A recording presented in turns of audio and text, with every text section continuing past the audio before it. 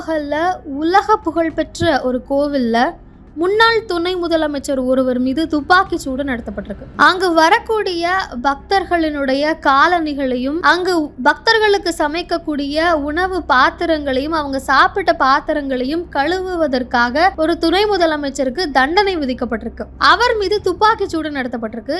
எங்க இந்த விஷயம், என்ன பிரச்சனை, யார் அவரு அப்படிங்கறதெல்லாம் தெளிவாக இந்த வீடியோல பார்க்க போறோம்.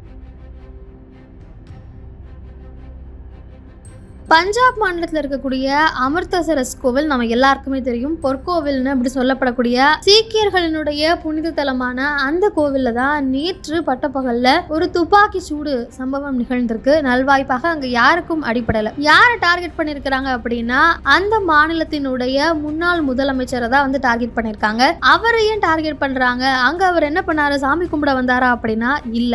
அவருக்கு அங்க வரக்கூடிய பக்தர்களினுடைய காலணியை சுத்தம் செய்வது, அங்கு வரக்கூடிய பக்தர்களுடைய உணவு தேவையை பூர்த்தி செய்வது, அந்த பாத்திரங்களை கழுவுவதுன்னு தண்டனை வழங்கப்பட்டிருக்கு. துணை முதலமைச்சருக்கு தண்டனை வழங்கப்பட்டிருக்கா? யாரு வழங்கியிருக்காங்க, என்ன பிரச்சனை அப்படின்னு நம்ம பார்க்கும்போதுதான் தெரிய வருது. கடந்த 2007 முதல் 2017 வரை சிரோமணி அகாலி தளம் அப்படிங்கிற கட்சி தாங்க ஆட்சியில் இருக்காங்க. அந்த கட்சியினுடைய தலைவர்கள் ஒருத்தர் தான் சுக்பீர் சிங் பாதல். அவர் துணை முதலமைச்சரா அப்ப இருக்கார். அந்த சமயத்துல அந்த பீரியட்ல சீக்கிய மதத்தை அவமதித்து பேசிய தேரா சச்சா சவுதா அப்படிங்கிற ஒரு அமைப்போடைய தலைவர் ஒருத்தர் குர்மித் ராம் ரஹூம் அப்படிங்கிறவர் இருக்காரு. அவருக்கு மத நிந்தனை அப்படிங்கிற வழக்கின் கீழே மன்னிப்பு வழங்குறாங்க. யாருன்னா இவருடைய ஆட்சி காலத்துல அவரு தண்டிக்கப்படாதது உள்ளிட்ட குற்றங்கள் அப்போதைய ஆட்சியாளர்களுக்கு எதிராக முன்வைக்கப்படுது. அவர் நம்ம மதத்தை பத்தி இப்படி பேசிட்டு இருக்காரு, நீங்க அவரை மன்னிச்சு விடுறீங்க அப்படின்னு அந்த பகுதியில் இருக்கக்கூடிய மத குருமார்கள் எல்லாம் சேர்ந்து இந்த ஆட்சிக்கு எதிராக ஒரு நிலையை கொண்டு வராங்க. அது குறித்து சீக்கிய மதத்துக்கு அப்படின்னு ஒரு உயர்வான அமைப்பு இருக்கு. மதம் தொடர்பாக வரக்கூடிய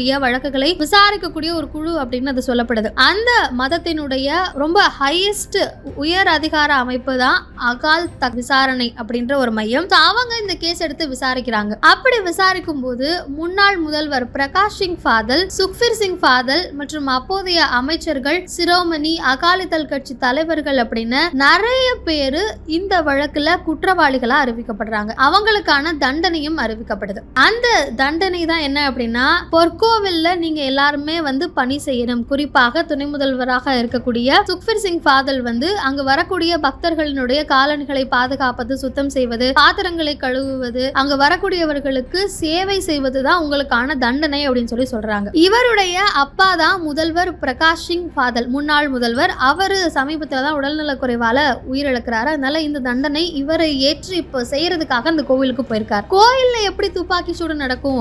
அதுவும் அமிர்தசரஸ்ல இருக்கக்கூடிய பொற்கோவில் மாதிரியான ஒரு புகழ்பெற்ற கோவில்னா பாதுகாப்பெல்லாம் அதிகம் இருக்கும் தானே அப்படின்னு நீங்க கேட்கலாம். ஆனா அந்த கோவில்ல என்ன பின்பற்றப்படுது, என்ன வழக்கம் அப்படின்னா, கோவிலுக்கு உள்ள போலீஸ் யாருமே அனுமதி கிடையாது. அந்த கோவில்ல கோவிலினுடைய பாதுகாவலர்கள் அப்படின்னு சொல்லப்படுகிற சில அமைப்பினர் இருக்காங்க. அவங்க தான் அந்த கோவிலை பாதுகாக்கிறாங்க. அவங்க தான் அந்த பகுதியில் கோவிலுக்கு வரக்கூடிய மக்களுக்கு உதவி செய்வது, அந்த குளத்துக்கு போறவங்களுக்கு உதவி செய்வது, அதே போல காலணிகள் வழங்குவது, உணவு எங்க வழங்குறாங்க அப்படின்ற மக்களுக்கு வழிகாட்டியாக இருப்பது, ஈட்டி தாங்கி பாதுகாப்போடு மக்களுக்கு வழிகாட்டுவது, சேவை செய்வது அப்படின்னு இதற்குன்னு ஒரு அமைப்பு அங்க இருக்காங்க. அவங்க தான் கோவிலுக்குள்ள பாதுகாப்பை உறுதி செய்யக்கூடியவர்கள். நேற்றைய தினம் துணை முதல்வர் போனப்பையும், அதாவது முன்னாள் துணை முதல்வராக இருந்த சுக்பீர் சிங் பாதல் போனப்பையும் அவரை சுற்றி ஈட்டியோடு அந்த பாதுகாவலர்கள் நின்று கொண்டுதான் இருந்திருக்காங்க. அப்படி இருந்தப்பதான் இந்த துப்பாக்கி சூடு நடந்திருக்கு. இதுல இன்னொரு முக்கியமான விஷயம் என்ன அப்படின்னா, சுக்பீர் சிங் பாதலுக்கு சமீபத்தில் அடிபட்டிருந்ததன் காரணமாக இந்த தண்டனையும்